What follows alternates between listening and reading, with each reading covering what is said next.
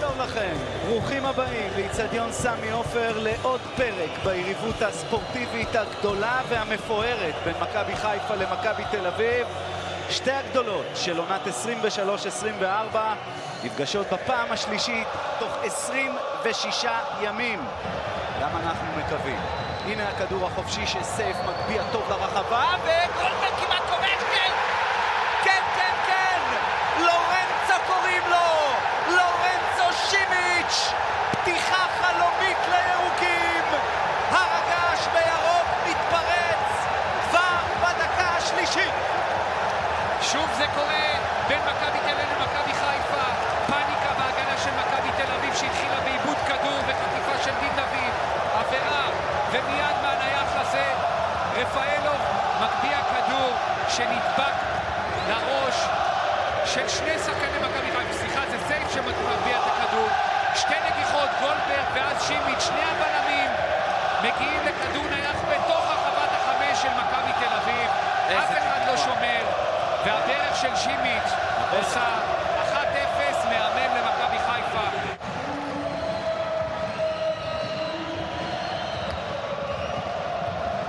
איוף מנסה להריץ את חלילי באגף, חלילי מתגנב וכמעט כובש, זה לא נגמר. קינדה, לוקאסן מציל פה גול, וההגנה של מכבי תל אביב לא נראית טוב.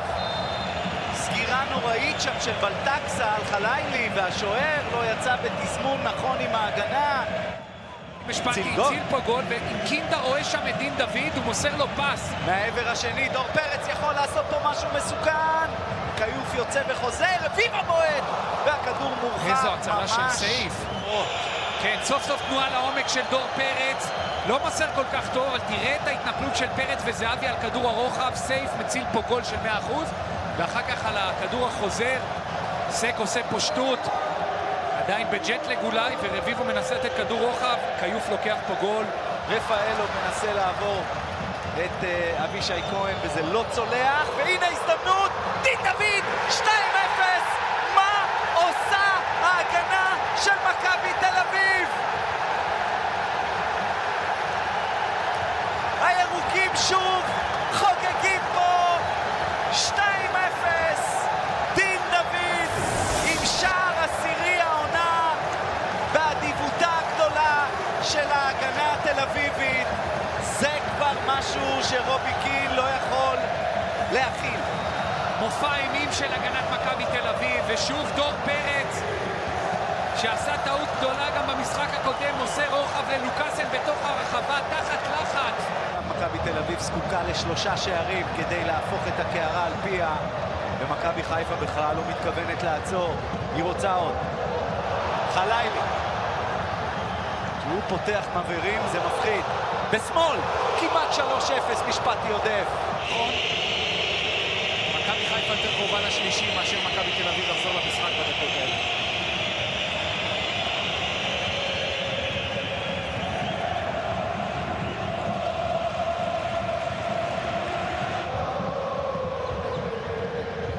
הפסד הבית האחרון של מכבי חיפה. בוא נראה תורג'מן כל הדרך, חילוץ נקי של שון גולדברג. וואו, איזו גלישה יפה של גולדברג, מונע מתורג'מן לאיים על השער.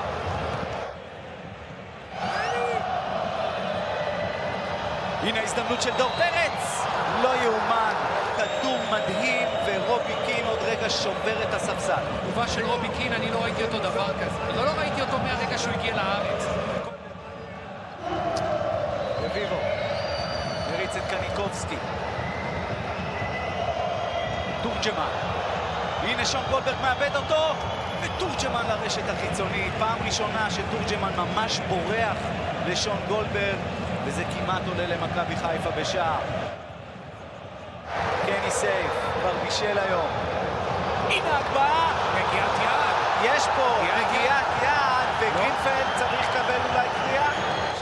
נבדק ברחבה, הנה ההגבהה. קשה לראות מהזווית הזו אם זה פוגע ביד של רז שלמה או בגב. אני חושב שבגב. יש עוד הרבה זמן לחזור מבחינת מכבי תל אביב.